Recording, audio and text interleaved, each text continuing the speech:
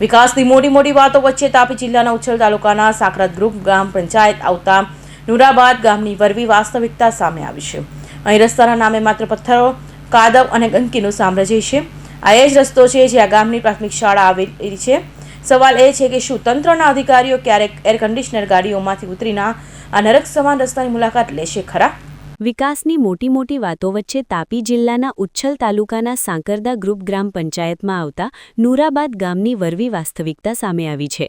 જે રસ્તેથી નાના ભૂલજાઓ શાળાએ જાય છે ત્યાં ડામર કે બ્લોકનું નામો નિશાન નથી, માત્ર મોટા પથ્થરો અને માટીના ઢગલા જ જોવા મળે છે। રસ્તા વચ્ચે પડેલા મોટા ખાડાઓમાં ગંદુ પાણી ભરાયેલું છે। રસ્તો એટલો લપસણો છે કે અહીંથી ચાલીને પસાર થવું પણ મોતને વહાલું કરવા સમાન છે। કાદવ કિચડના કારણે બીમારીના સમયે 108 કે એમ્બ્યુલન્સ ગામમાં પહોંચી શકતી નથી। શું કોઈનો જીવ જશે ત્યારે જ તંત્ર જાગશે?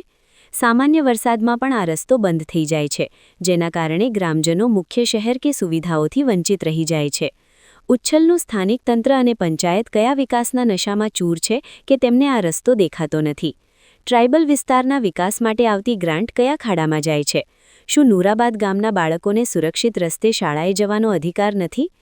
નુરાબાદ ગામની આ સ્થિતિ ટ્રાઇબલ વિસ્તારોમાં પાયાની સુવિધાઓના અભાવનો જીવતો જાગતો પુરાવો છે। જો તાત્કાલિક ધોરણે પાક્કો રસ્તો અને પાણીના નિકાલની વ્યવસ્થા કરવામાં નહીં આવે તો ગ્રામજનોમાં રોષ ફાટી નીકળે તેવી પૂરેપૂરી સંભાવના છે।